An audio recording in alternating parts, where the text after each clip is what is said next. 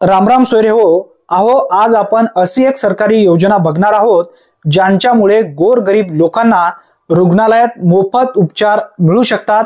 कोणती योजना आहे याबद्दलची पूर्ण माहिती जाणून घेणार आहोत. त्यासाठी नक्की हा व्हिडिओ शेवटपर्यंत बघा. तुमचं किंवा ओळखीच्याचं कितीतरी नुकसान या ठिकाणी वाचू शकतो. ही योजना महाराष्ट्र सरकारने चालवली आहे.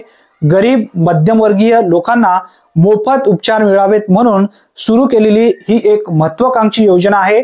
वर्षाकाठी 1,50,000 रुपयापर्यंत उपचार सरकारकडून मोफत दिला जातो. आता प्रश्न येतो की कोण लाभ घेऊ शकतो या योजनेसाठी?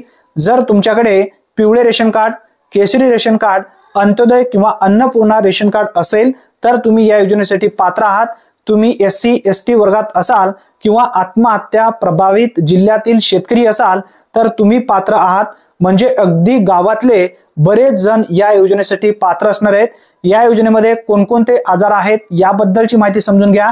कॅन्सर, हृदयविकार, किडनी, डोळे, हाड अशा 971 आजारावर मोफत उपचार होतात. शस्त्रक्रिया, औषध, तपासण्या सगळं मोफत. रुग्णवाहिका पण मोफत दिली जाते. उपचार घ्यायला हे कागदपत्रे तुमच्याकडे लागतील.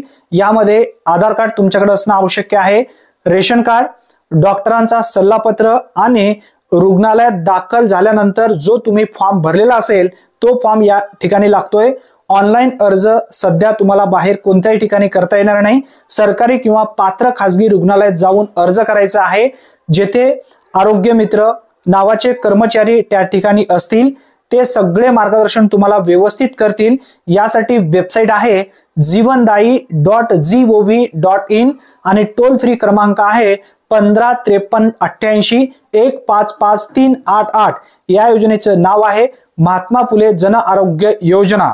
तर मित्रांनो, ही माहिती उपयोगी वाटली असेल तर हा व्हिडिओ नक्की लाईक करा, शेअर करा. अशाच आणखी योजना पाहायच्या असतील तर आपल्या माहिती हवी YouTube चॅनलला नक्की सबस्क्राईब करून ठेवा. म्हणजे प्रत्येक योजनेबद्दलचे अचूक अपडेट सर्वप्रथम तुम्हाला मिळत जाईल. नमस्कार, काळजी घ्या. पुन्हा भेटूया नवीन व्हिडिओमध्ये. तोपर्यंत जय हिंद, जय महाराष्ट्र.